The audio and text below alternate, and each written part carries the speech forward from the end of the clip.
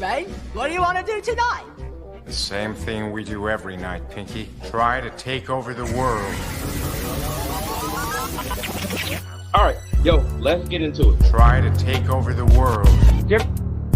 Preaching, Try to take over the world. And greatest chaplain in the world, Mr. Try Lance to O'Neill. take over the world.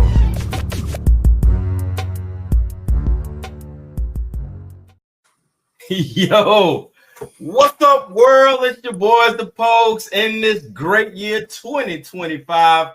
Happy New Year, everyone. We are glad to see you. I hope you guys made it to the other side of 2025. It's your boys, the Pokes, KJ Bradley, and the world's greatest chaplain, Mr. Lance O'Neill. What up, Chappie? I'm glad to see you on the New Year, brother. How you doing? I'm doing good. I've decided to have the glasses ready to go, so if I see what's going on with the Lions and Vikings, I can at least take a little bit of a peek on the TV. It's big enough. It's pretty big, but my eyesight's getting worse by the year, so I'm still around to at least watch. Man. So that's good. I made my wife a promise that I would start doing the right thing this year. So I do have my prescriptions that I'm supposed to wear glasses. A lot of people don't know that. I am legally blind. I can't see at all. Like driving at night and everything, I'm supposed to wear glasses. I never wear them at all. The reason why I never wear my glasses is I can't clean them. I can't keep them clean. So really? Yeah, I have a hard time keeping them clean, so I don't like wearing them. My wife gives me a hard time because I buy these really cool micro cloth, and I have them kind of all over the house. Do you have somebody? It's like, yeah, I need to clean my glasses. Is that what you guys do? Though? That's what. Oh yeah. So that's. I'll send you the stuff later. But I'll tell you, I would take those off for now because yours glare really badly. They do. So it's like you suddenly have yellow eyes from the screen. Yeah. Where I don't think mine glare too badly. These are actually new prescription. I got my. Yours don't glare. Yeah, yours don't glare. I'm guessing it's from the reflection from the screen. So as I continue to work, there it goes. Yeah, as I continue to work and build on doing the right thing this year, and taking my medicines and wearing the glasses like I'm supposed to, just getting better, man. No resolution. Did you make a resolution this year? Yeah. No. Yeah. I got away from that. I make a resolution every morning to try to be the best person I can, and I've failed for 14,900, whatever it is. I don't know how many days. That's it, man. I'm scared to look up how many days I've been alive at this point.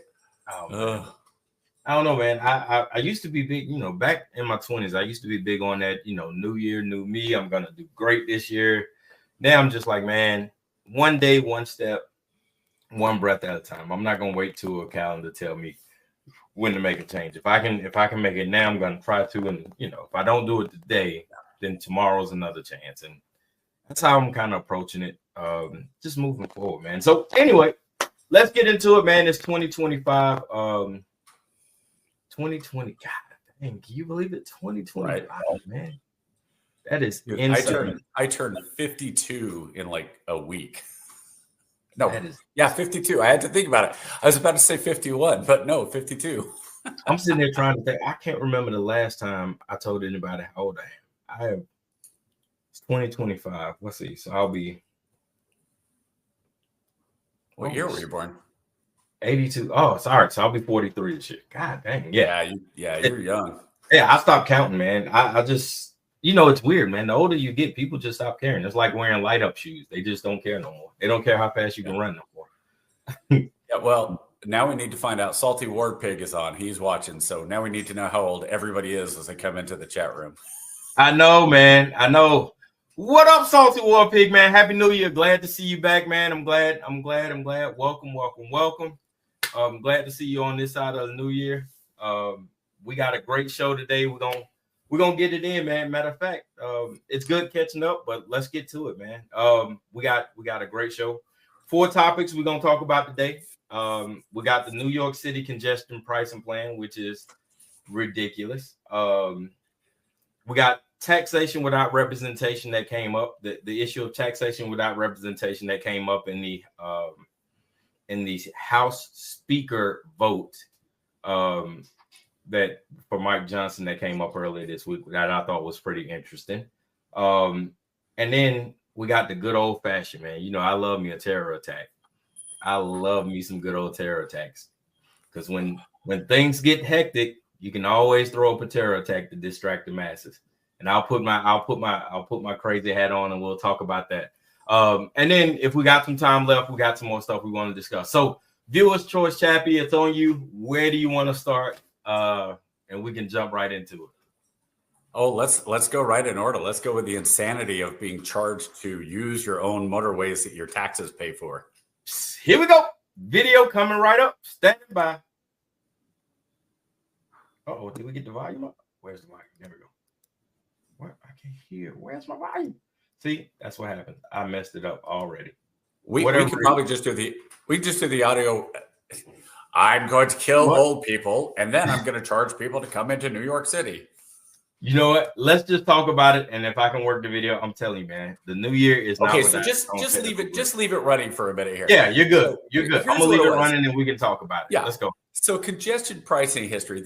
What they want to do is they're putting this basically an extra charge for people coming into Southern Manhattan from like 60th Street down to the Battery and across. Now, the only thing you don't get charged for on the extra is if you're on the outer highway to go around. Yep. This is supposed to reduce parking and the congestion inside Manhattan. And it started off originally, it was supposed to be $15 per vehicle. And it got the female Huckuli. Yeah, Governor Huckle. So she reduced it. They were supposed to start this last year, and then she said, no, hold on, time out. Let's not do that. And she said, let's look at this. And so she reduced it from $15 to $9. And it's supposed to generate something like $34 million. No, it's more than that. Because I'm crossing stories between how people were trying to cheat the system and how much it generates. The New York, the amount of money that the New York Metro, the authority gets is something like $2.1 billion a year, right? So they use that for roads and for bridges and all that stuff. And that's how much money comes in. So the idea of this whole thing is we're going to charge people not to come into New York City, or the better idea is we're going to charge them so that instead of them driving their car, they're going to use mass transit. And okay, so to me, there's both sides. One side is if you go into New York City, if you drive, and I lived in Connecticut for 4 years, driving down into Manhattan, loved it. I'm one of those guys that I love driving in Manhattan. Might be the funnest place I've ever been to drive. And I can't wait to go to Europe and drive in Rome because I hear that's even more insane. Oh, God. Yeah. I'm one of those guys who I like off the line. Let's go. This is now NASCAR. I don't care. Yeah. Robin's racing. So to me, it was a ton of fun. I was in my crappy little Kia, but it was fun. And if you go down, it used to be like $60 or $70 to park in a garage. It's insane. And now it's even more. This was 20, 25 years ago. So now I'm sure it's way even more than that. So if you want to go into the city and you can find a parking spot, okay, cool. But you're going to be charging me $9 or more just to come in. Now that's one thing as a tourist coming in from Connecticut or New Jersey or wherever. I'm just going to come in the city. I want to make a day of it. Okay, $9 is not going to affect me a whole lot. What's going to affect me is if I come in on the daily. Like if I work in downtown Manhattan and they're throwing $9 every single day on me, I'm kind of pissed because I'm already paying a ton in state taxes. In everything I do is taxed. The office I work in is taxed. The gas, if I fill up in gas, the food tax in New York City is incredible. The tax is just payroll tax. So I come in, I'm working, I get city and state payroll tax. So to me, there's a point where it's like, yeah, I guess the idea is the cigarette tax idea of New York is you can still smoke in New York. It's just going to cost you $15 a pack because of how much they've put on the taxes. And that's, I believe that actually is what it costs, is somewhere around $15 just to smoke. So if you want to reduce people coming in to buy a $9 tax. Okay, fine. I just don't know. Why would anybody vote for this? Why would, if you're a person who lives in New York or goes into New York City every day and you're voting, why in the world are you voting for people that actively want you to have to pay more just to live your life? That's the thing I don't get. All right, hold on. All right. So I found the workaround, and I'm gonna see if we can make it work. Let me know. Let's see if we can get this to. See if we can make this work. Well, I mean, I don't think it matters that much now with the gist of it. Yeah, but I want to kind of get the background of it. Nope. Where's the volume? No background for you. Is there something on the video that has the little speaker button? That's what mute button. No, yeah, I kind of prepped it beforehand and checked it, but it's, man, you know what? Just technical difficulties. Yep. First of the year, man. I'm telling you, that's okay. No volume for you. Yeah, I know. It's all right. Just well, right. You know, we do a lot of this into clips anyway, so nobody's going to sit there and watch the clip where that part of it is anyway. Yeah, so. Yeah. So, I don't know, Salty War Pig. That's weird to me, man. So, it was started in 2007, with Como, right? Como came up with the idea, about, and it was just a way to kind of generate some extra revenue for the transportation. And then, you know, the premise, the way they sold it was, hey, it's a way we're going to pay for infrastructure. It's only going to be a temporary thing. We'll be fine. And then it went through litigation, and then Jersey sued, and Jersey was like, how you going to tax us for coming into New York? Well, we're going to put a tax on you guys for coming into Jersey. And they kind of went back and forth. And then they kind of said, all right, cool, we're not going to do it anymore. And then it just kind of got shelved. And then Hochul came in and was like, you know what? We're going to do it, but let's do it reasonably. And then that's when she kind of got it shelved. So now that everything kind of got crazy, and they kind of, you know, if we're being honest, they kind of blew their budget on this whole immigrant thing. So now they're trying to come up with ways to, you know, replenish their coffers, and this is the best way. But I can't fathom, if I'm a taxpaying citizen, right? There's no way in hell you're gonna charge me come to work. And then it's not that you're charging me to come in and you're charging me to come out. And oh, by the way, I still have to pay the tolls to go over the bridges to come into Manhattan and to leave Manhattan every day too. And if I don't do that, I have to pay for the mass transits for the railroad or the bus. But then RTA, yeah. And my wife, who's from there, my wife said the RTA just went up as well. They went up on their prices as well. So it's insane the amount of nickel and diamond. And I get it, you know, cost of living and stuff goes up, and everybody, you know, capitalistic society and all of that stuff. I get it, right? But that is getting to a point to where it's like, all right, man, how much is too much? You know what I'm saying? How much is for too sure. much? You and I have talked about this before. Like, I would be fine, and they have federal taxes for things like gasoline, right? Right. And the idea is that the gasoline tax is supposed to go to infrastructure. It's supposed to pay for roads and bridges and all that. Well, okay, then why do you need these other things on top of it? Because, like everything else, if that one's making money, we're going to steal it from here to use it over there. And so if the budget in New York is short and we want to use it for this or that, but I don't think they're even I don't think the idea for this tax has anything to do with infrastructure. I really see that's where people are getting the pushback from. The initial the way they sold it initially, the way they got it passed was, hey, this is to help, you know, rebuild the infrastructure and get everything, you know, this is going to pay for itself. This is going to pay for itself by rebuilding the infrastructure. However, in its new form, the budget isn't transparent. They can use it, you know, it's non-discretionary. So they can use it at the discretion of the government, which means now I can charge you whatever, and I don't have to necessarily put it toward infrastructure. I can, you know, prioritize it and put the money wherever I want to, which is a bunch of BS. And well, let me take it a step further, though. I think it's social engineering, right? Could it's if we're going to make instead of having you come into your city and rely on your individual car and be an individual and drive on your own and da da da da da. Hey, if you're rich and you want to come in, you don't really care that much, right? But we want to push people to be more reliant on the railroad and on the mass transit and on the buses and all that. We've seen what happens when the government oversteps. So with COVID, it's a great example of overreach by the government.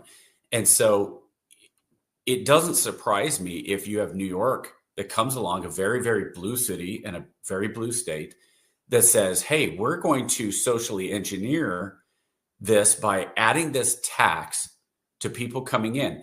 And what we're telling them to do is we're actually getting them to not come in on their individual cars. We're forcing them to rely on the government mass transit.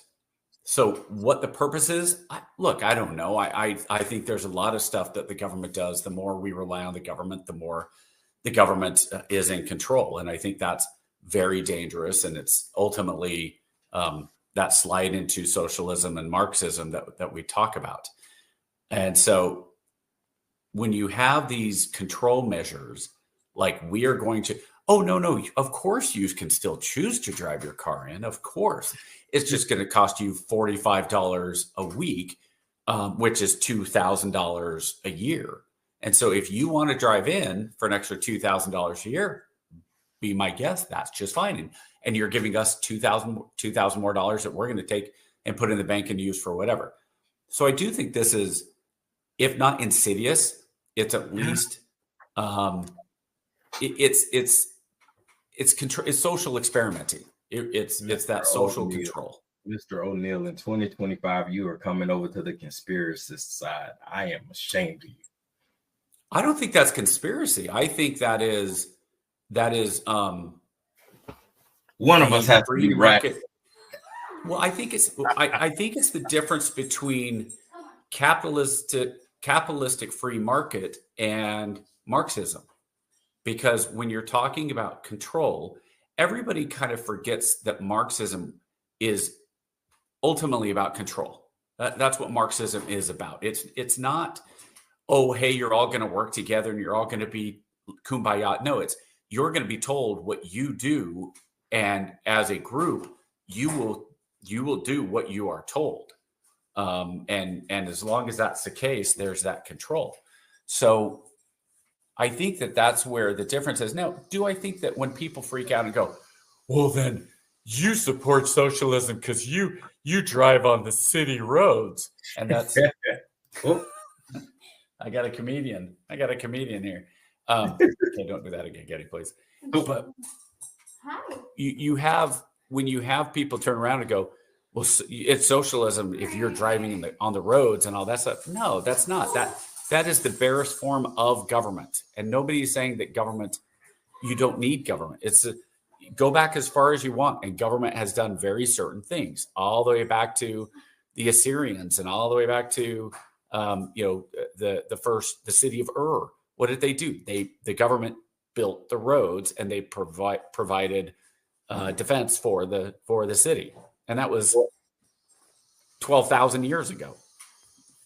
Yeah, I will tell you, history has shown that when there is a rise in oligarchies, right, or a rise in a, let's say, a undue influence of the affluent, that Marxist line kind of gets blurred, right? So there's a very fine line between Marxism and the oligarchy. They kind of go hand in hand. So it's going to be interesting to see how this plays out. Did you read our friend Greg Easterbrook's article about Marxism that came out about 4 months ago? I think I sent it to you from Substack. I do, but I don't remember it. I read it when you sent it to me. Yeah, so basically he said Marxism is one, because Marxism like 9 of the 10 tenets of Marxism have been adopted by the West. And I read the article, and I can see how he says that in point of view. But there's a big difference between things like, hey, we are going to reduce land ownership by the individual and give it back to the state, versus, hey, nobody can own lands. So Greg had a very, I think, kind of specific viewpoint for that article. And you can go through and you can say, America, if you really want to get into it, you can say, first of all, America is not a free market at all, because the government picks and winners and losers with subsidies, with corporates, and all that stuff, with taxation. You can say that we're socialist because of all the different things, from Social Security to blah, blah, blah, blah, blah. Yeah, you can make that argument.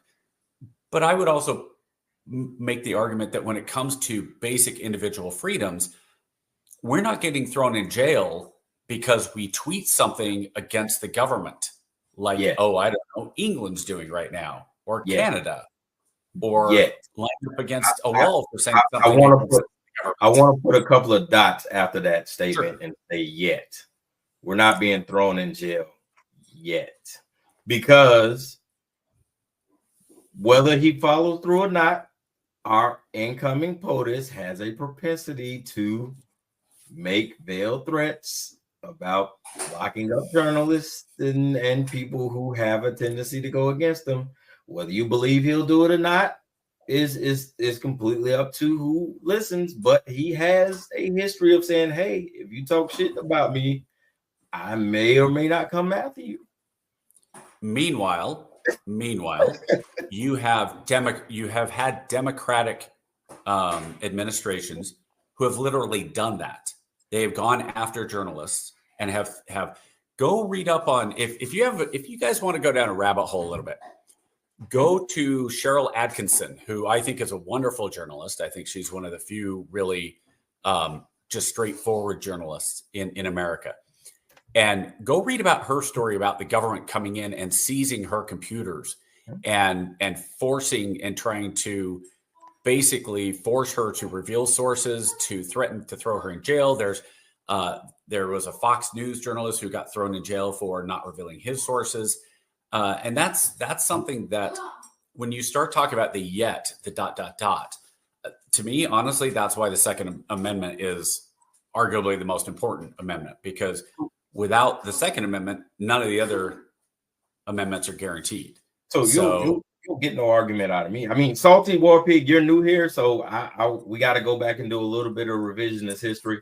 I consider myself a man, a man without a party. Depending on the topic, I've been called a traitor of races. I've also been called a liberal bootlegger. Oh, KJ, we were not going to use the R word today.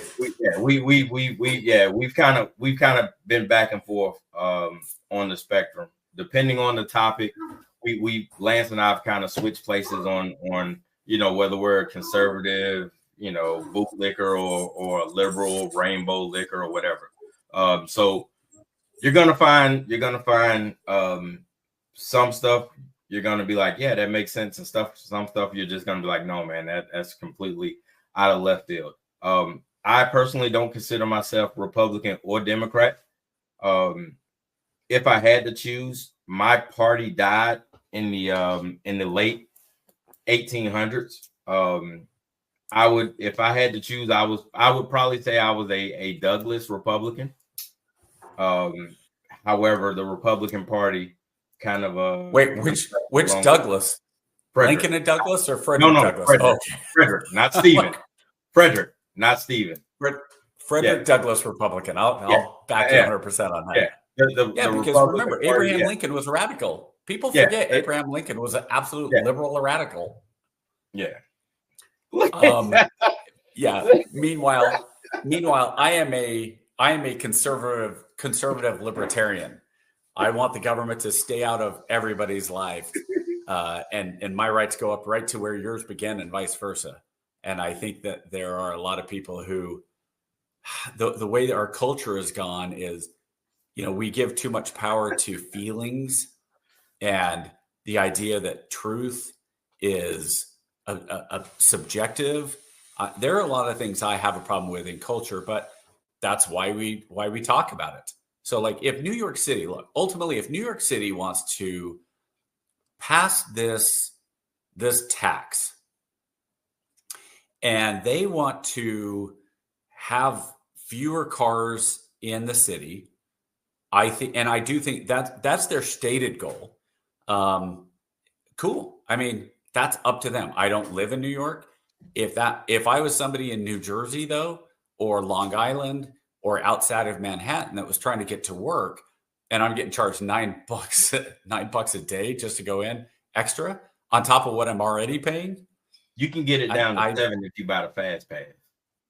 Oh well, yeah. So with that, what was our next subject? Yeah, here we go. All right. So next topic, we are talking about taxation without representation in the colonies. All right. Yeah. I really, really, really want to get this video to work. So I am going to try I hope so, because I don't know what you're talking about. Yes, I am going to try my gosh darndest to get this to work because so during the Speaker of the House vote, Delegate Stacey Plaskett, I think she's a delegate from the Virgin Islands. She gave a point of inquiry after the first votes were cast for Speaker of the House. And her point of inquiry was to ask why were the delegates of the Virgin Islands and the District of Columbia, so on and so forth, why weren't they called on the roll to vote? Really simple question. As a delegate, Super simple answer. Yeah, as a delegate, you probably should already know the answer. But I think she knew the answer, but she was she was doing it to make a point, which basically means that, you know, we're here and we're being represented and we don't have a vote. Which is cool because, you know, the parliamentarian came up and he read it out of the rule book, you know, which is exactly what he was supposed to do. Come on, man. Let me see if I can get this thing. Yeah, the as you're looking for that, the argument for the Virgin Islands, DC, and Puerto Rico has been around for a long time. Guam as well. Yeah, that they don't get representation, even though they fall under the United States banner and they are citizens. Like Puerto Ricans, a lot of people don't understand that Puerto Ricans are U.S. citizens. They're not Puerto Rican citizens. They are citizens of the United States of America. And so at the same time, being a protectorate of the United States does not have the same benefits and the same technical things that go along with being a state. And that's one of the things that we've seen in terms of like Washington, D.C.'s but saying they want to be a state. I think that you potentially could see D.C. become a state, but you'd have to have a compromise, which would be something along the lines of Washington and or Oregon splitting. No. They pay tax. They pay tax as well. They are taxed. Salty War Pig. Yeah, they're U.S. citizens. The colonies are taxed. That was her whole point. They pay taxes, but they don't get representation in the votes.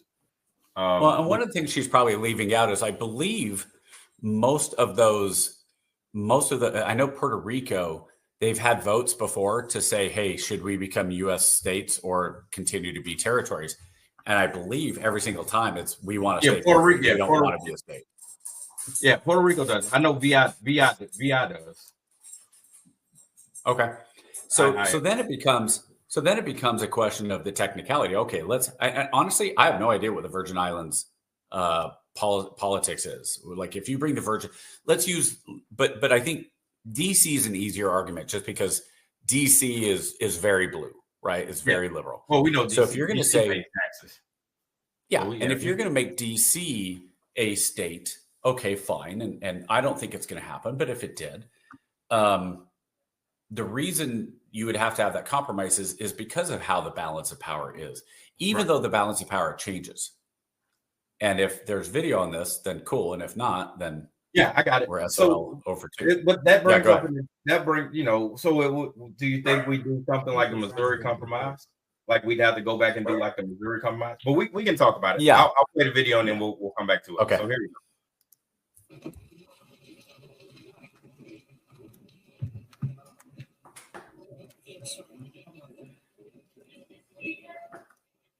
For what purpose?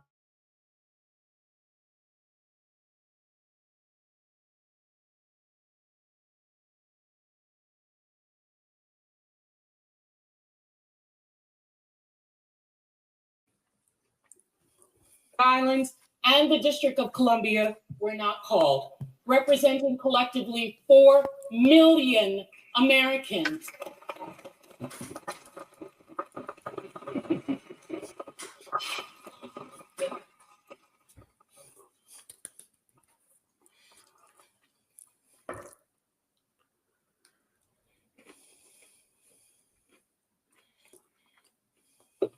Mr. Speaker, collectively the largest per capita of veterans in this country. Does the gentlelady have a parliament? I asked why they were not called.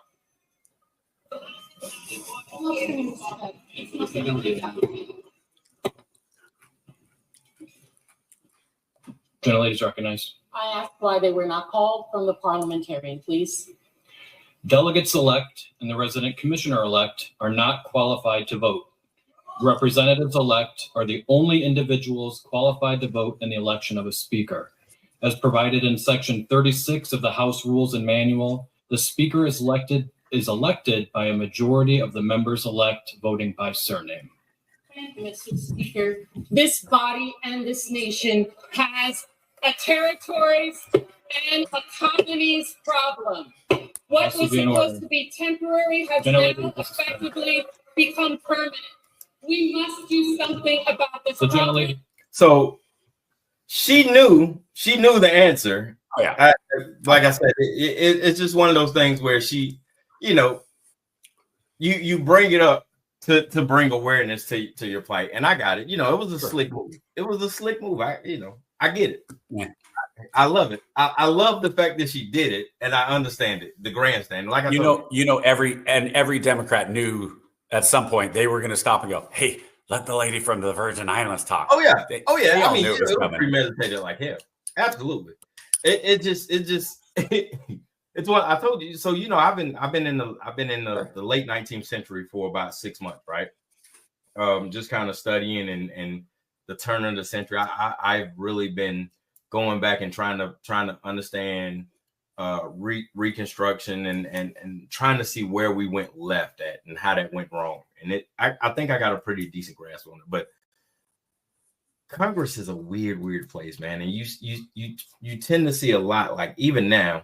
I thought now Congress was dysfunctional, but like back then, like after the Civil War, like Congress was, man, those dudes were wild. And they had some literal brawl. Like they would literally step outside and go to fist and like, all right, cool. After we figure this out, we coming back in with black eyes and bloody noses, and then we're gonna cast our vote afterwards. So there was a representative, I believe, from South Carolina who brained a sitting senaner who gave him brain damage. He was out for almost a year trying to recover. It's banana. I mean, I don't know. I'm fascinated with the early of 20th century and the late 19th century. That time period is just amazing to me, and just how different the country would have been had we just, never mind. I don't want to get too off topic. Let's stay here. Right. And that's part of the thing is we've had multiple discussions about what would have happened. And to me, it goes back to the shooting of Lincoln. But you have a lot of stuff where just throughout the time period you're talking about, the newspapers, people talk about Musk being too influential now, but Pulitzer was out there basically writing whatever the heck he wanted in whatever newspapers he controlled. And he had dozens and dozens of newspapers, and he would plant stories to smear senators and congressmen and presidents, and basically like, hey, if you don't do what I want, I'm going to make sure everybody knows who you really are. And yeah, a lot of that stuff happened. So, when you're talking about the federal lands, that's something close to Utah and Nevada are significantly controlled by federal lands, and Nevada especially. Not that there's a lot in the middle of Nevada that you could do with it, but there's that balance of federal lands versus state lands.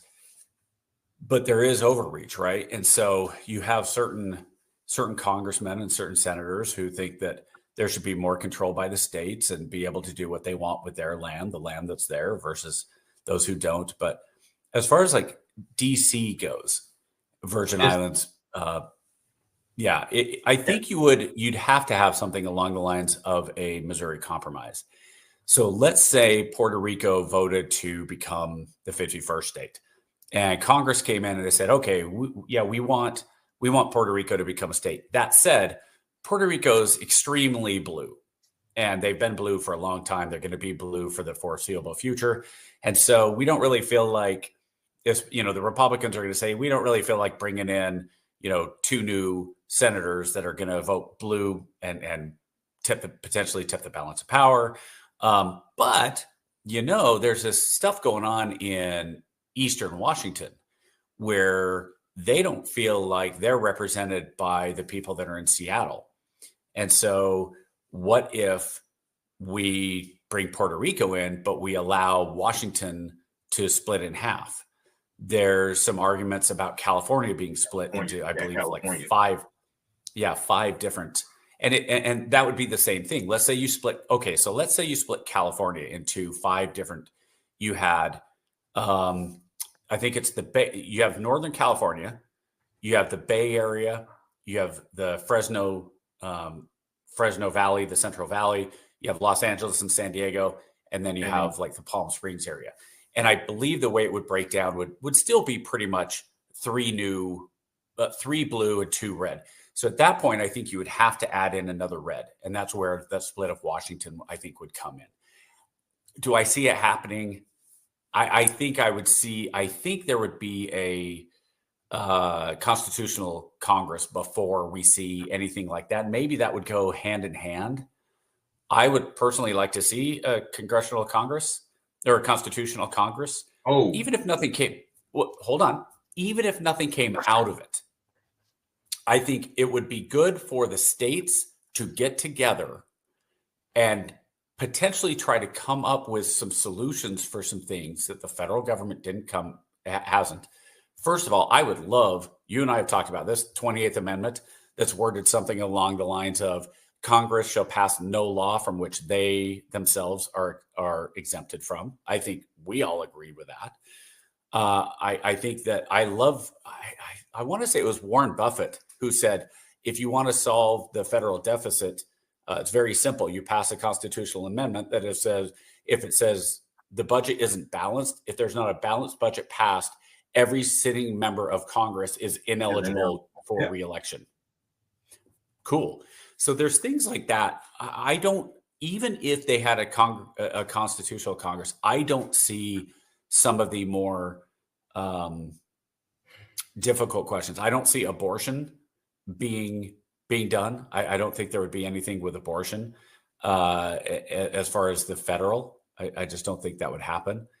If anything, I think you're going to see a swing. I could see 20 years from now swing more towards life, just with the technology that's going on and the realization of where life is and all and DNA and all that stuff, without going down that rabbit hole. I think that's the only way you would see DC, Virgin Islands, and Puerto Rico be brought in the states, is to have that balance brought up. New York and New York City, I'm sure there's lots of people in upstate New York and Buffalo and Syracuse and some of those places that would love to be left alone and yes, separated from New York City. Yes, but are you going to have that when Albany's upstate? I mean, there's certain places that could be their own states. A lot of the issue that these people are running into, and that I get it, right? I get it. The problem that we run into is a lot of those municipalities or those smaller cities who are more conservative don't realize that those larger cities are the breadwinners for that state. As jacked up and as crazy as they are, if you take New York City away from New York loses a lot of the influence. Like let's say East New York and West New York, right? East New York becomes a whole hell of a lot more powerful than West New York, right? Nobody is going to fucking Buffalo to visit in the summer. I love Buffalo, right? But nobody's going to Albany, right? Nobody's going. I can't name a single fucking person who said, you know what? I think I'm gonna take the trip to Newburgh to go see the apple groves, right? Nobody. So I get it. It makes sense. California may be able to get away with it because they have industries that can support it, right? But there's nothing in Buffalo that can support it on a mainstream level. There's nothing in Albany industry-wise that can support it. They're dead cities. Well, I think that there is a difference. I mean, you could probably go in and make this argument for almost any big city, right? Yeah, absolutely. You could go in Georgia, and you could be like, oh, Atlanta is very different than Augusta or Savannah or, Appling or down south, right? Oh, yeah. So I think there are certain places, but at the same time, I would say this. If you lived in upstate New York, if you lived in Buffalo, Syracuse, Albany, Western New York, I think that there's a level of, I really don't care that I'm not as influential. I really don't care that I'm a New Yorker in terms of in the city, because there is such a disconnect. I get the tax, I get the income tax, I get all that. Not just that, but from a debt standpoint, right? Because somebody will pay that debt, but Buffalo doesn't generate enough income to cover the state's debts. But at the same time, you also have a machine in New York City that gobbles cash, right? So there's that balance too. Now, does New York City ultimately come ahead in money? Yeah, of course. You've got the shipping and you've got the trade. Good grief, how much does just the stock exchange make from capital gains tax? But I think as the world becomes more and more linear is not the word, more and more dispersed because of the internet and because of that, you could have people who are saying, look, and just straight up financially, okay, do I really care that I don't live in New York City? Let's make it different. Me being in Augusta, do I really care if I'm separated from Atlanta, even though Atlanta is the breadwinner for Georgia, right? Everything runs in Georgia. The economy runs off of Atlanta. I really don't care that much. I think the vast majority of people don't care that much. I think most people would rather feel, whether it's accurate or not, most people would rather feel like they are represented by people in Congress and their representative government that reflect their ideals. And that is why you're able to move. You don't want to be in New York? Didn't Hannity move from his studios from New York to Florida last year? And now Musk is moving the headquarters ironically, he's moving it from California to Austin. It's like, oh, you want to get out of blue state California and you're going to move to the little blue island in Texas of Austin? Okay. The thing that people, and I think that's where a lot of it, people have an outdated view of how the machine works. It's not about, America doesn't give two shits about an individual anymore. The idealism of freedom and justice for all is gone. Individuals, but yeah, you're right that the machine doesn't care about the cog, but does the cog care about the cog? No. You don't think so. You don't think the individual, maybe that's a bad analogy. We're all cogs in the machine, right? We're all individual cogs, right? The cogs that I worry about live in my house. They go to church with me. There's a few I work with. Other than that, I really don't care about the cogs in the machine all that much. Exactly. Right? That's what I'm saying. That's what I'm saying. So the gut, well, okay, maybe we're saying the same thing in different language. And that's what I'm saying. Outside of your sphere of influence, right? Mhm. You can give two shits about what's going down, what's happening across the street, or what's happening 2 blocks over. As long as it doesn't influence you, and as long as it's not affecting your sphere of influence, it doesn't matter, right? But do you think most people have, whether it's realistic or delusional, that the person that is in Congress represents them and they have some form of attachment all the way up to president? You don't think so? No. I think there's a weird, overwhelming. I do. I think people have a weird. You and I have talked about this. When Trump lost in 2000, I have a friend who is. I'd like to say she's leaning left. She's for sure leaning left. But she was not happy when Trump won. And she posted something about, being depressed the next day and Trump and all that.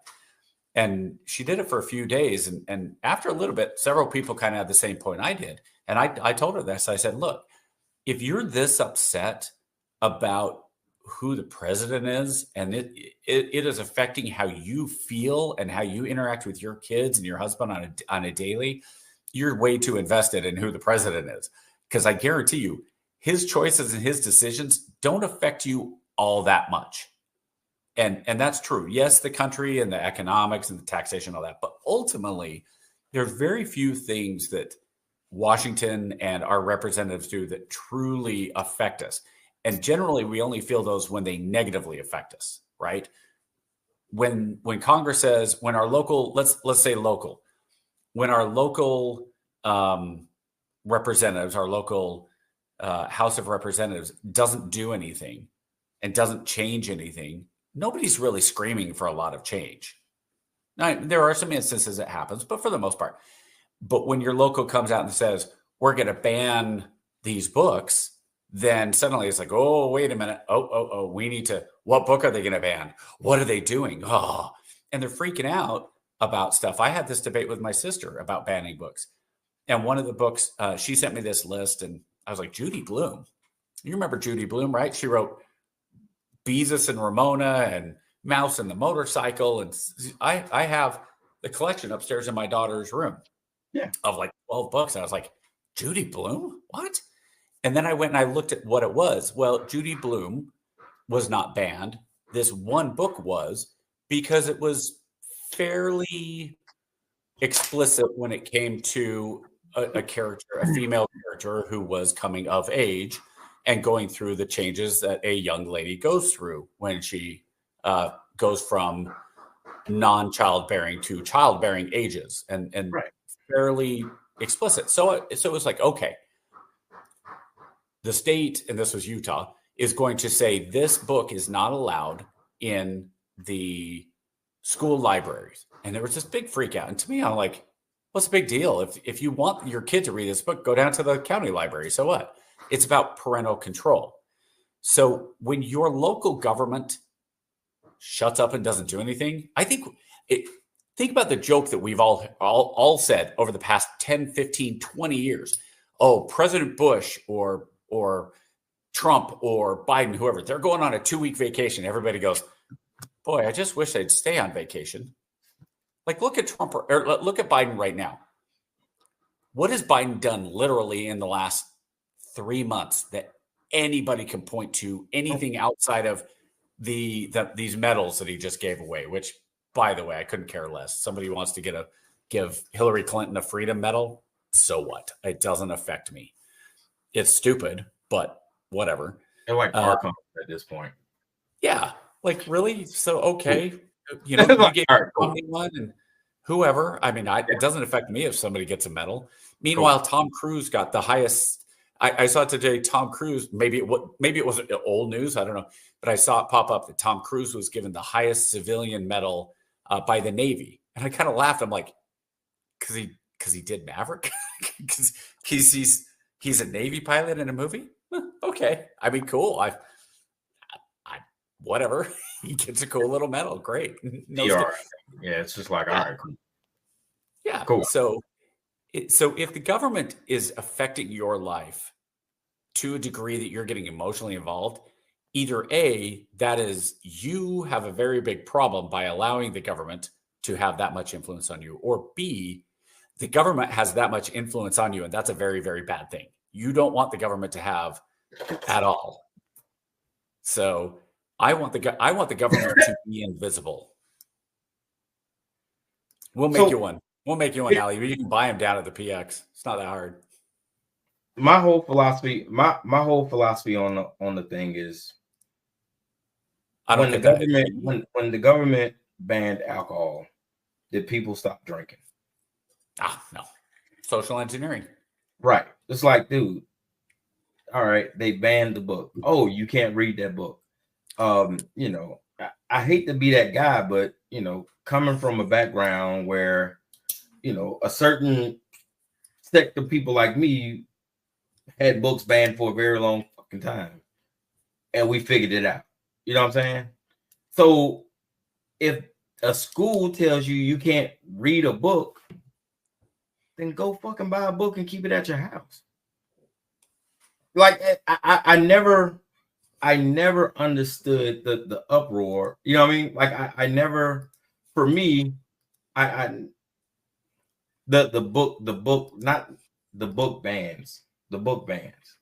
Yeah, the book bans is what I'm saying. Like I never understood the uproar, right? It's like, okay, cool.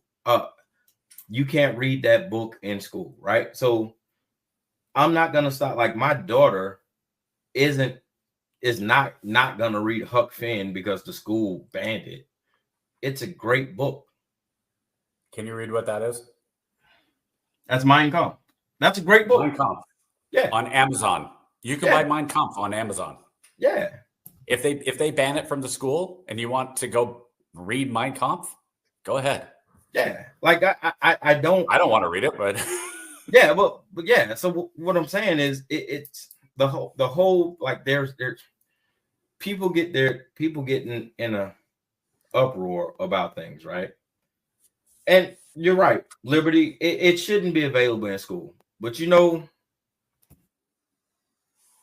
cool. Yeah, so liberty, the point is, like, your local government, if your local government does something, that's when people move into action, right? So and banned is a language word. It's kind of like what the left did with the whole "don't say gay" thing in Florida. That was never the case. It didn't have anything to do with that. It was basically, hey, let's let teachers actually teach kids and not talk about inappropriate sexual behaviors, things like that. But at the same time, you know, I know of things that go on in the school.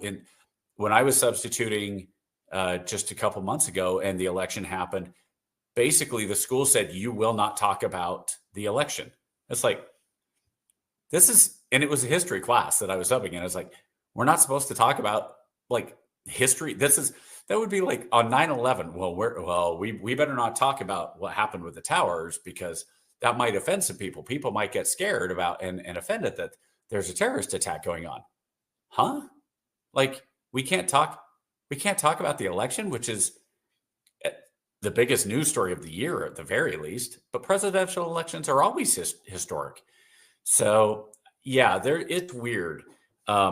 Things get banned, and when they get banned, they're not really banned, right? Yeah. Like, again, should Mein Kampf be available in an elementary school library?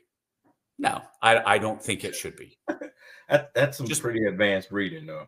Well, if a fifth grader is a advanced enough reader, he or she is getting after it if they're reading Mein Kampf in the fifth grade. Like that is, or they're being indoctrinated by their parents, right? So, but they can still go get it other places. Yeah. To take it to an extreme point, right? So the whole CRT thing and the 1619, right? So those are banned, right? We can talk about that. Those are banned. CRT curriculum is banned. You can't teach in that. certain places. In certain places. Certain places. You can't teach CRT. But guess what my kids learn? Guess what we teach in this house? So there's no way. Yeah, Hey, look, there's no way. KJ's nobody's going to tell you you can't. That's what I'm saying. There's no. But that goes to a larger point. It's not up to the schools. The school system is never designed to be the primary instructor. The school system is a supplement. The parent and the home is the primary teacher of the child. The school is just there to be a supplement, to assist. So the whole point and premise of the point I'm making is the whole point and premise of banning stuff is asinine, and it's obsolete. Because if I want my kids to know about something, if I want my kids to learn about something, I'm going to teach them. I don't care if I believe in, fucking Zoldar and the ninth alien coming from Mars. If the school says you can't teach that, then as soon as they get home, guess what we're going to learn about? You know what I'm saying? And that's where it has to be a parental responsibility. Like, hey, kids, go in the house library, or download the Audible book and go read it. You know what I mean? That's just my philosophy on it. Like, I don't believe in book bans or book burning and all of that stuff. Fine, burn them. Hell, I got them at the house anyway. So Salty, I'm gonna give you a book to read, Salty. It's called Dumbing Us Down. Dumbing Us Down by John Taylor Gatto, Gatto. And that's a book that talks about the history of how the schools kind of used to work and when they were first foundationally in America, and how the system was built around those communities and what the community wanted. And then eventually there was a guy who in Massachusetts kind of pushed for more government based, and that was the start of government education. And I agree. I don't think that your school should be the primary source. And nowadays, especially, to have the internet, you have more information at the fact that this can pull up almost any book that's ever been written that we currently have, that with a few keystrokes, I have access to more knowledge than every library I could possibly visit in my lifetime, is amazing. And instead, our kids go on and play Fortnite and Roblox and social media and go in and make fun of each other. And like, even this, how many kids could sit down and follow our conversation? Even though I would hope that this would, like, honestly, if you were going to classify what we do every week, yeah, it's political, but I think there's as much history involved as anything else. Dewey Decimal System, I love it. But I think we would qualify as an educational podcast, because we do talk about so much about history and civics and how the world works. And we don't just spew stuff to spew it. We don't come out and we don't make stuff up. We're not here to entertain for entertainment's sake. We're not going in and making TikToks of us dancing and all that stuff. We want to talk about things that matter. And look, if one of our ideas ever got up and actually got stolen by somebody in Congress, great. I think any one of our ideas is better than most of the crap they put out. And that's probably big-headed of me to say, and I'm sure it is. But at the same time, we are now in a system where KJ or I, if either of us wanted to run for Congress and wanted to change the system, we basically wouldn't be able to, because of the money that's involved, unless one of us fell into a big giant money pit or had a backer who came up and said, hey, it'd be more likely that that's what would happen. Somebody who stumbled onto our podcast. So Salty War Pig, it turns out, it isn't just a random guy who this popped up on the system, right? He's actually a multi-millionaire who is a tech giant, and he's just been searching, and he's like, wow, these two guys, these are great. You know what? I'm going to reach out to these guys. And, Chaplain, you're in Georgia. I want you, when you retire here this summer, I want you to seriously consider running. I will back your bid to run for Congress. And KJ, you're in South Carolina. Oh man, that's what we need. We need free thinking men in South Carolina. So thank you for living up to the idea here, though, Salty. But like that's more likely for you or I to get into Congress. It's not going to be unfortunately, it's not really just from our ideas. It's not from some sense of wanting to do more for our country. You have to be. We are, like you said, the oligarchy of the few, and that's by definition, though, that also comes with a representative government, right? The rich and powerful, all the way back to Greece. And the democracy of the Senate was you think it was the poor people? Well, the poor people had to be guaranteed a spot in ancient Greece, right? And that was one of the brilliant things. So that's why the House of Representatives, that was supposed to be our poor house.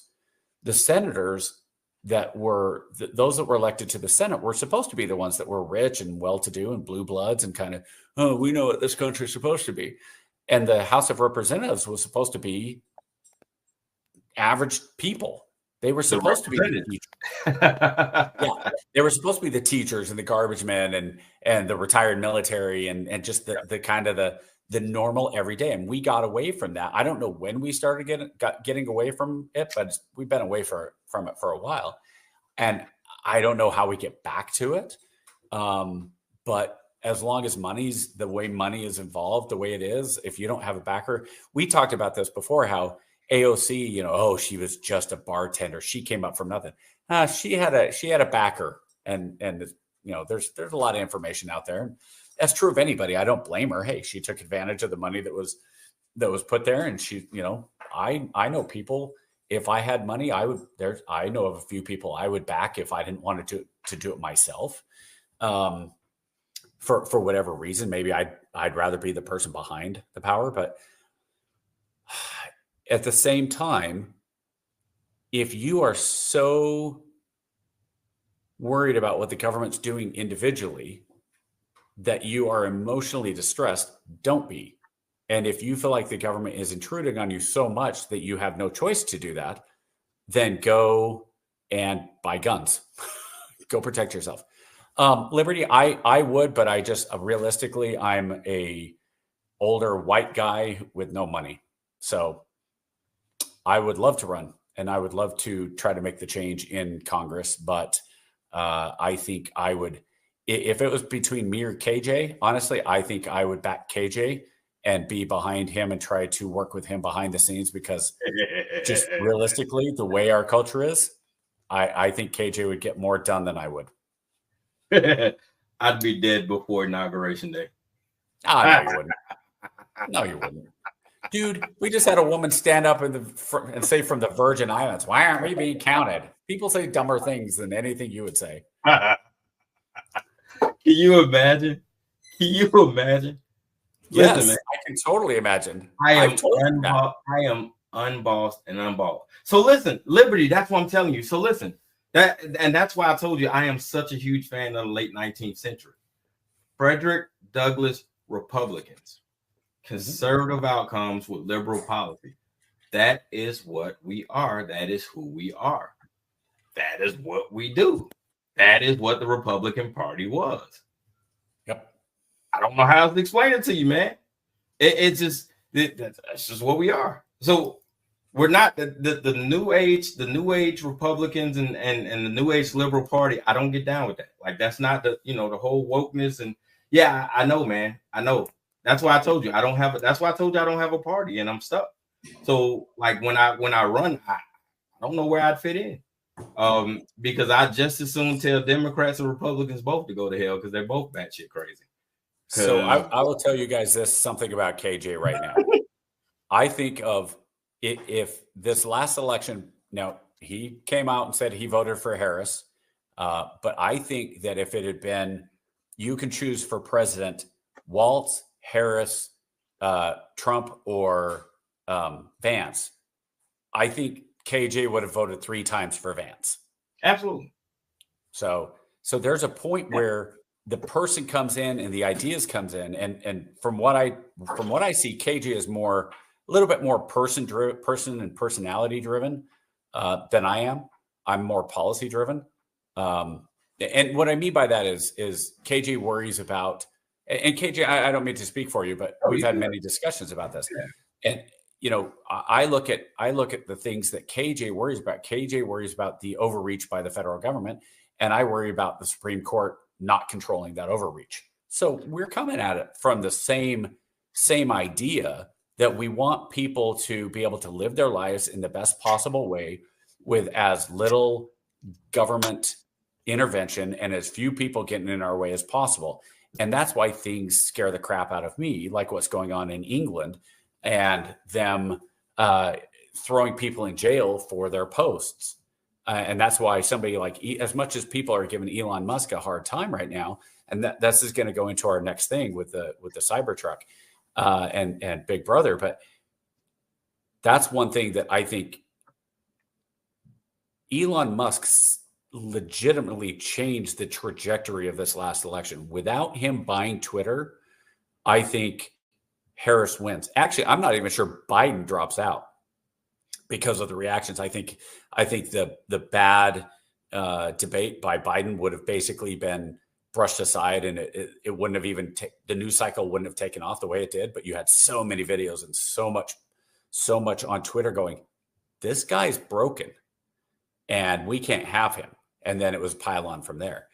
So when we have, I want to go into the next part of this, because you have this power and you have the ability to go in and track what people are doing and track what people are saying and all that. And I'm also curious because on one side, I think it's really, really interesting that in this country, we have as many cameras as we do. I think it provides a level of safety, but at the same time, it's very scary for your personal freedom.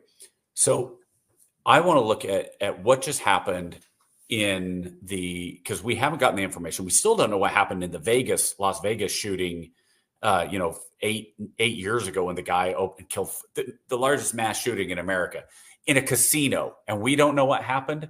Yeah, because casinos are well known for not having any cameras or any security. We all know how easy it is to get in and out of casinos and casino hotels. But I don't know what the Cybertruck he bought. There's two different things here. There's the New Orleans terrorist attack, which clearly was a terrorist attack, right? The guy drove up, he was radicalized.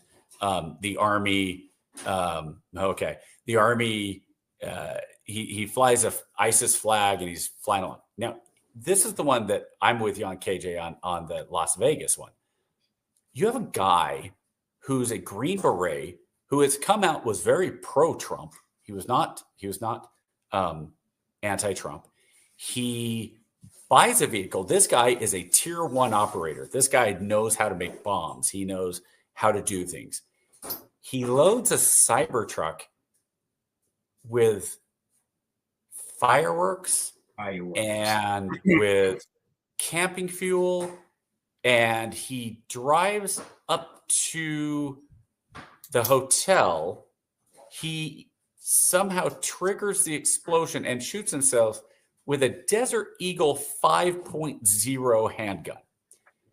If you guys know anything about the Desert Eagle is the greatest movie creation ever. It is this giant, it is a beast of a gun. It is a hand cannon. Hand cannon. Yes, it makes what Clint Eastwood shot as Dirty Harry. That is a smaller gun than the Desert 5.0. Okay. And he allegedly killed himself using that gun. I lost my idea. This is where my question is with Big Brother and anonymity is these Cybertrucks have the ability to record where they've been, where they've come from, where they've stopped, all that stuff. You're telling me, and maybe we will, I don't trust that we will, but maybe we'll find out from the FBI where this vehicle went and where it was coming from. And maybe even the inside cameras. And maybe, You're telling me that there's no cameras that show up when he pulled up in his Cybertruck? Now, I don't know if the Cybertruck does Cybertruck have remote, have self-drive? I don't know. Yes. Okay. So if Cybertruck has self-drive, I want to know what it looked like in the Cybertruck as you drove up. Was there an individual who was alive driving that vehicle? This is where the distrust of the American people comes in. With all the cameras we have one. Now, Bourbon Street, got it. We only have kind of a grainy camera of him coming through and cutting through where the bullards are getting redone. And okay, yeah. And fine. The Cybertruck one, though, you're telling me,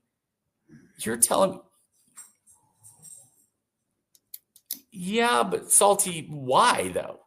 Yeah, like even his manifesto didn't really say, hey, I'm going to go out with a bang. And there's a lot of questions that I think need to be answered. And the cap, to me, is the biggest problem is we're not going to find out. And I think that's the problem. When we have the tech, I want everybody to be as anonymous as possible.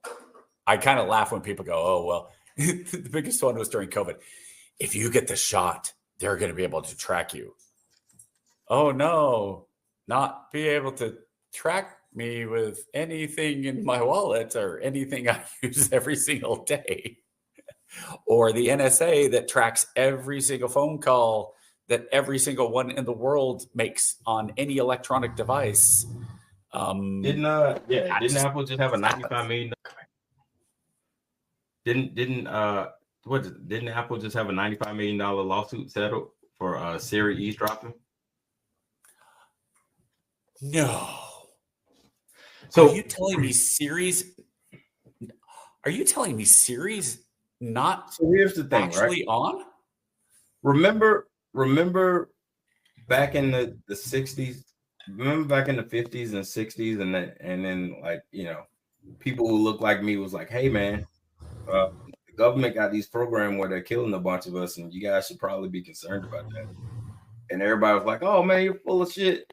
Like, don't listen. And then like in the 70s and 80s, he was like, hey man, the government does some really shady shit. And you know, they're bringing in all these programs and they're killing people. You guys should probably look into that.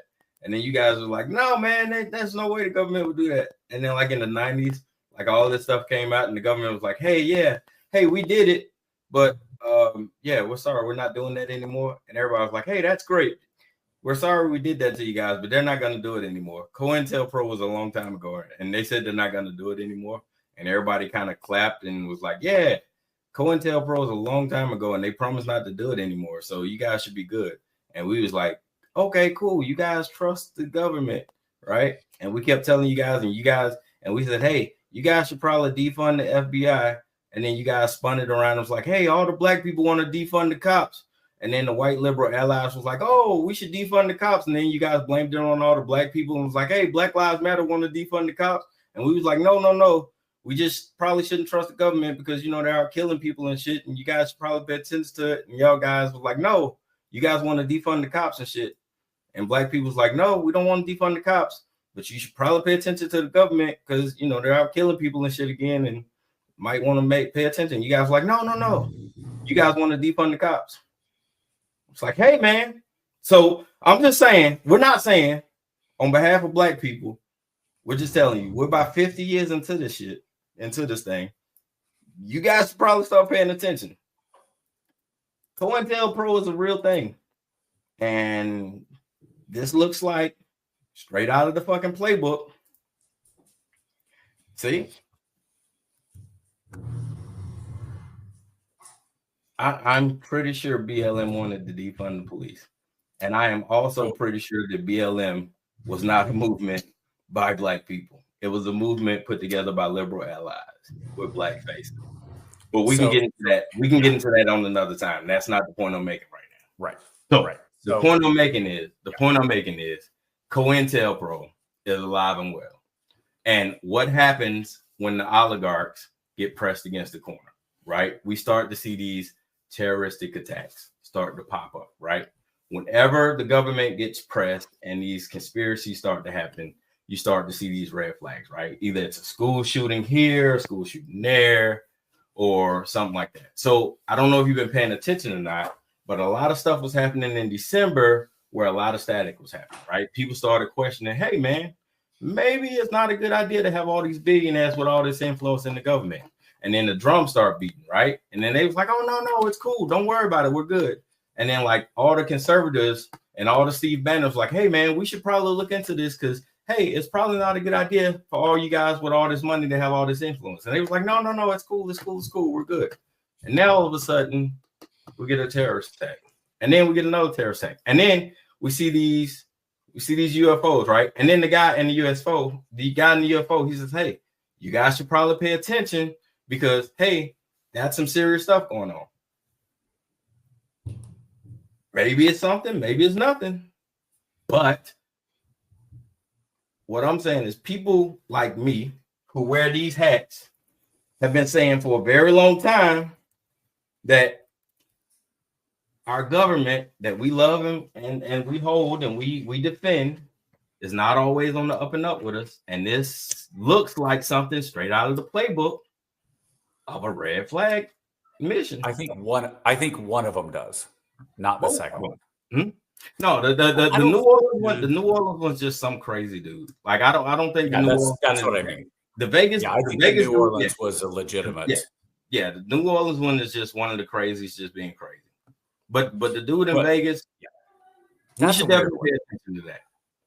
Yeah, and that's where it freaks me out in terms of, again, like if we are accepting that we have the Big Brother capabilities, and I don't think there's any way to put that genie back in the bottle, then shouldn't we have at the same time a government that is willing to be transparent? And that's where it scares me.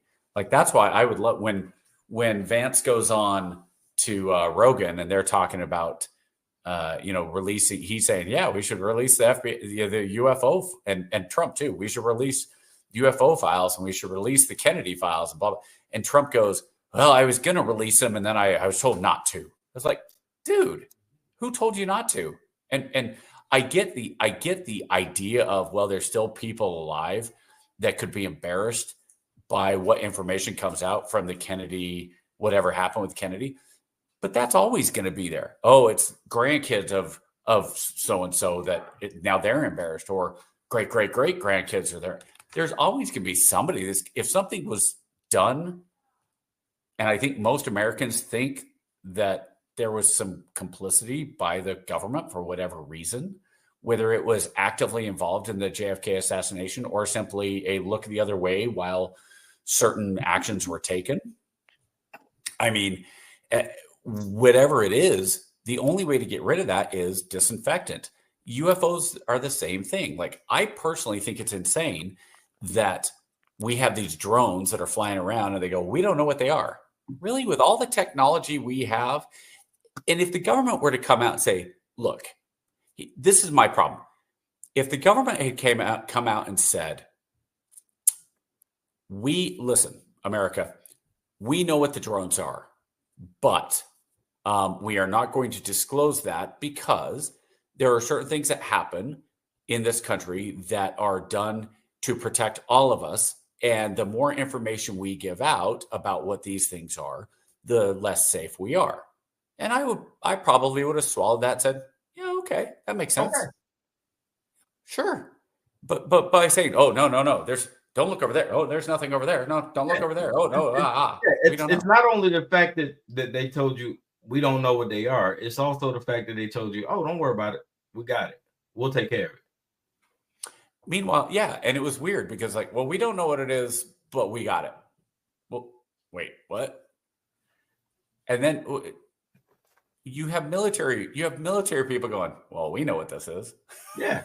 It's like, oh, we know exactly what it is. And we tell you exactly what it is. Like, hey, and you should be worried. Well, realistically, it's funny because you see, okay, I don't know if people know this, but I'm going to let you, I'm former Intel. I was Intel for 10 years. I'm going to tell you a secret that is not well known. Okay. Probably 90% or higher of all classified information, whether it's secret, whether it's top secret, whether it's SCI, secret compartmentalized, all that stuff, probably 90% of it is all open source. It means you can go and look it up. You can find it online. You can find, when you're over there in Iraq and you're saying, all right, we need to know what's going on. You're getting reports from the field, but you're also going on and you're looking in Al Jazeera and you're looking at the local newspapers and you're having the interpreters tell you, read stuff to you. And what happens is you have this story and this story and this story, or not story. You have this data, and this data. And then you put them together and now it's information. And now I'm going to say, this is what I think this information means. Now it's top secret. It doesn't mean anything. It's like, that's what I think about it. That's what, as an analyst, I think it's important. So somebody up higher goes, yeah, okay, you put this together. We think it's probably important too. And bloop. Most of the stuff that is out there in the federal government that is top secret and no foreign and all that stuff, again, most of it's just out there. You just haven't done the work to put it together and haven't done the analysis on it to figure out why it's important. So with these drones, if they came out and said, okay, these drones have the capability of locating nuclear material, and we are testing them because we want, we have different companies that are working with different things and da. Look, this is just one theory that they are nuclear sniffers, basically. Okay, that's fine. You want to go test nuclear sniffers and see if we have the technology, and the government saying, well, we don't want China or Russia or Iran to know that we have this technology. I get that, but at the same time, you don't need to tell me where we're going to be deploying it. You don't need to, if you're like, hey, we are testing drones to be more efficient in locating nuclear materials. And of course, we have to test it at night, and we have to, we don't want it to be photographed, and we don't, so we have to be kind of careful because it's new tech and we don't want China stealing it. I'll bet you 99.5% of Americans would go, okay. And the other 5% would be, we are spies and we time to get the information. Now we need to get the information back to the Führer. Even that, like I've heard some crazy theories. I've heard people saying, "Oh, well, that's just China testing out its quick strike capability, this, that, and the other." And I'm like, "Hey, listen, dude. Let me tell you something. From experience, I can neither confirm nor deny, but I will tell you, there is nothing on this planet that isn't targeted and isn't prepped to be stricken. I assure you, the coordinates for the White House is mapped out by every enemy on this planet of the United States. They already have the coordinates. They already have the coordinates. They had the geolocator of the White House? They already have the coordinates to every military base on the continuous U.S. I assure you. Not all of them, KJ.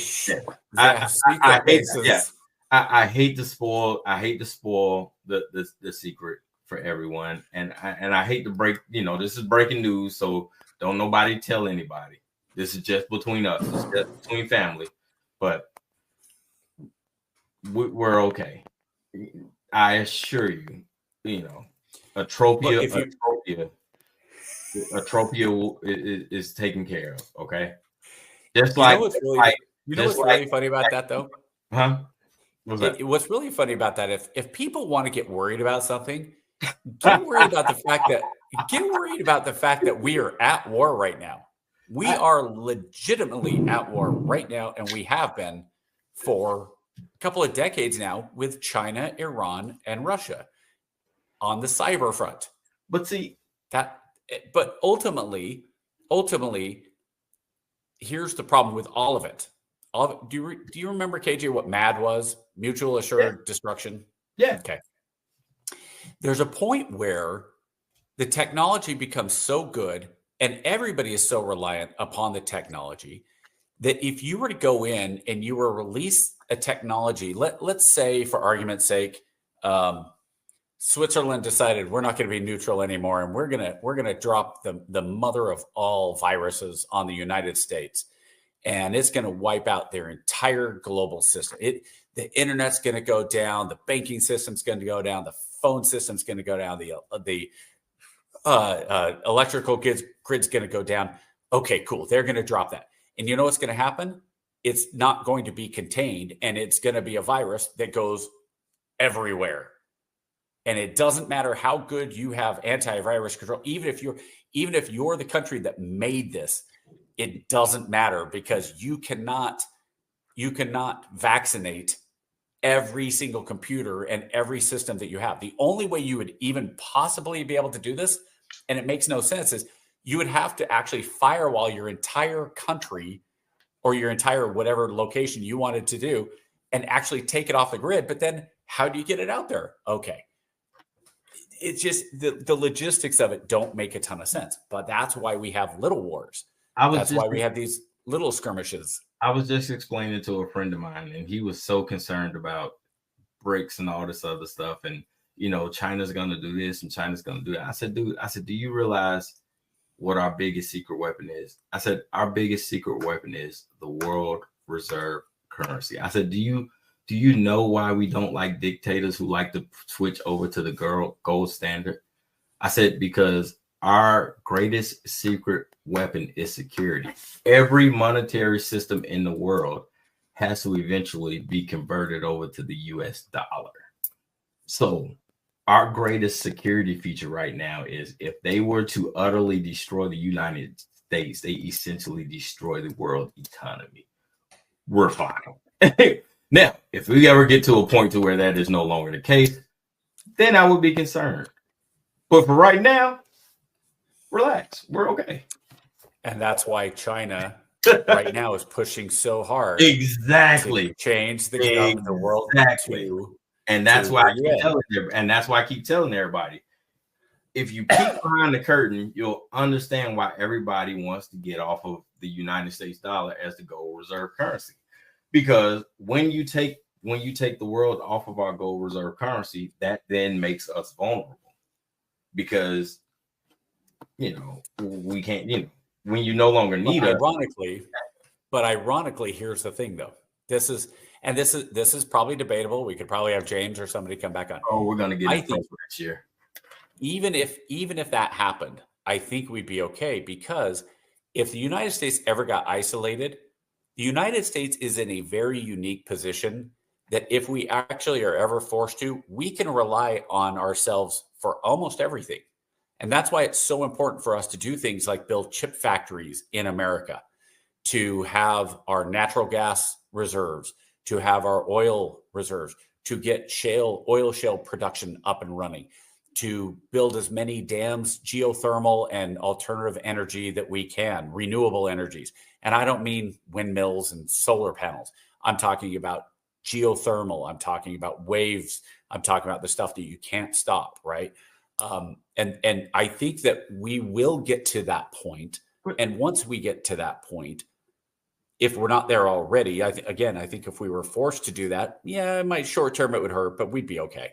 No, I think at that point, even then, North America is in such a great place, worldwide. So even as the world is heating up and the polar ice caps are melting, we're still in a place where we can be self-sustainable. We have 2 different growing seasons.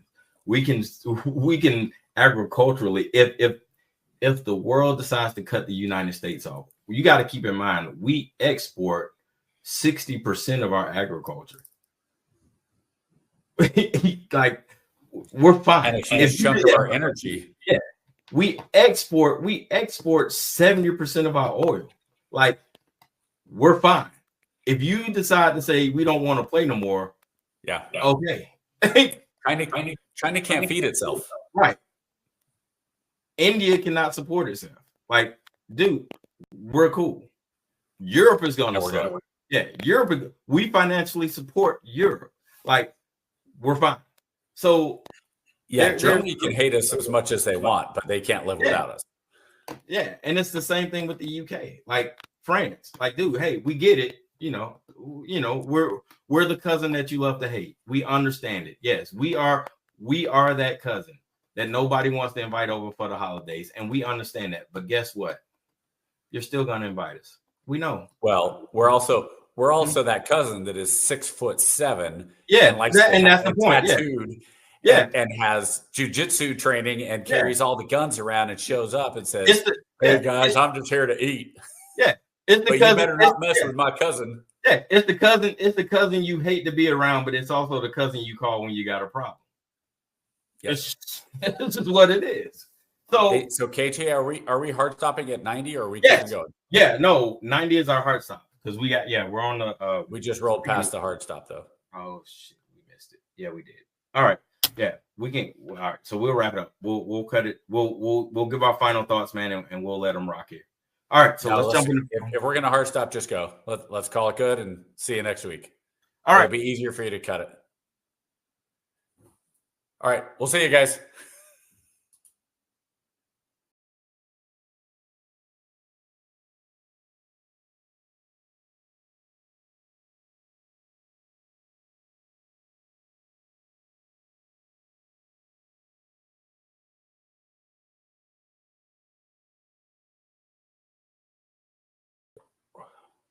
I believe the system hard stopped for us. Oh. That's weird. Okay. We're not. Right. Oh, it says we're live right now. Yeah, no, we were absolutely live. That was extremely weird. That never happened. Are we live right now? Yeah, we are still live. That never happened before. All right. So kill it so you and I can still talk. All right. So bye, you guys. We will see you guys next week. New year, new problems. Talk to you guys next week. Have a great one.